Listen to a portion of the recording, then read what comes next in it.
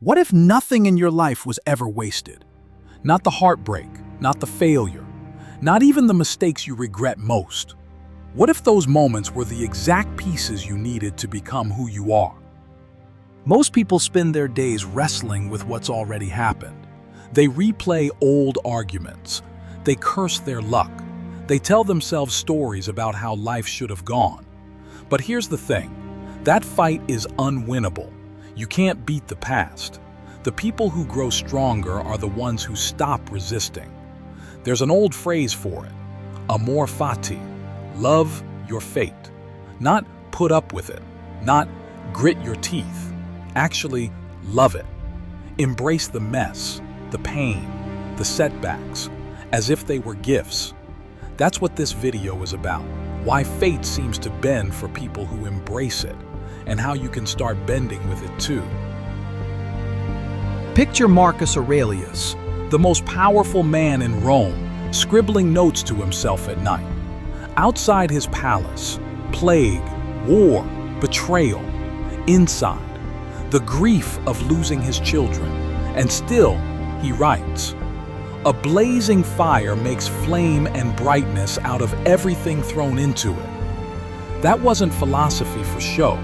It was survival, a reminder that no matter what was thrown his way, he could make use of it. Epictetus, born a slave, told his students, "Don't waste your life begging reality to match your wishes. Instead, wish for whatever happens. Then nothing can break you." Centuries later, Nietzsche sharpened it into its hardest form. The greatest strength is not just to accept life, but to want nothing different. Imagine saying yes so deeply that if you had to live it all over again, pain and all, you'd still say, "I'll take it." That's Amor Fati. Now think about your own life. The job you lost, the breakup that crushed you, the decision you keep replaying in your head. What happens when you fight those moments? You don't fix them. You just bleed energy into something you can't change. Psychologists have proven this. Resisting reality keeps your body locked in stress. Cortisol spikes. Your mind keeps circling the same wound. It's like carrying a backpack full of rocks and refusing to put it down. You think you're protecting yourself, but really you're just breaking your back.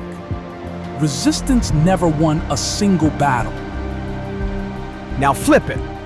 What if you looked at the same event and said, "This happened. It's mine now. I'll use it." That's not delusion, it's science. Change the story, and your nervous system rewires the memory. In one study, people who reframe stress as fuel, not as poison, didn't just cope better, they actually lived longer. Marcus Aurelius turned endless burdens into lessons. Viktor Frankl, in Auschwitz, realized they could take everything from him except one thing: his freedom to choose how to respond. That freedom made him stronger than his captors. And here's a modern one. A friend of mine got laid off in his 30s. At first, he thought it was the end of his career. But because of that, he finally started the business he'd been dreaming about. 2 years later, he told me, "Losing that job was the best thing that ever happened to me." That's Amor Fati. This isn't about pretending pain feels good. It's about refusing to let pain own you. Edison's factory burned down in 1914. Years of work gone in one night. His son panicked. "Edison?" He watched the flames and said, "Go get your mother. She'll never see a fire like this again." The next morning, he started rebuilding. Frankl came out of the camps and wrote, "When we are no longer able to change a situation, we are challenged to change ourselves." Marcus Aurelius buried his children and still wrote about gratitude. Different centuries, different disasters, same lesson. When you stop fighting reality, you find a way forward. Here's the twist. Fate doesn't bend, you do. Your brain notices what you expect to find. Psychologists call it selective attention. If you're locked in resistance, all you'll see are closed doors. But if you embrace what happened, you start spotting doors that were open the whole time. It's not luck, it's focus. And focus shapes your world. So how do you live this? Catch resistance. The moment you hear yourself think, this shouldn't have happened, stop. That's resistance talking. Ask a better question. Instead of, why me? Try, what now? One leaves you stuck, the other pulls you forward. Flip the story, say, this happened for me, not to me. Even if it feels forced at first, your brain learns over time. Start small. Miss train. Rain on your day off. Instead of complaining, say, Amor Fati. These small reps are training. When bigger storms come, you're ready. You don't need to love the pain itself. You just need to love what it can build in you. This is the heart of it. Amor Fati isn't rolling over. It's not shrugging and saying, whatever.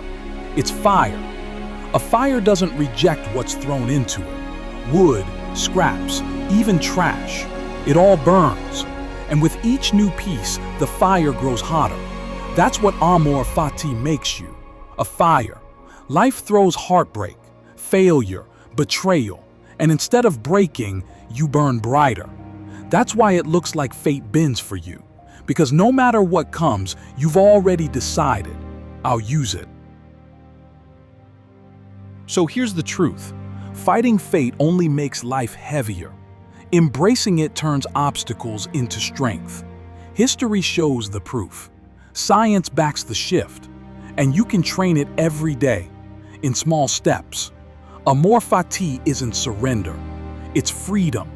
It's standing in the storm and saying, throw what you want. I'll make it mine. And here's the punchline. Fate never bent. You did. And the moment you stop fighting it, you realize the chains were never there.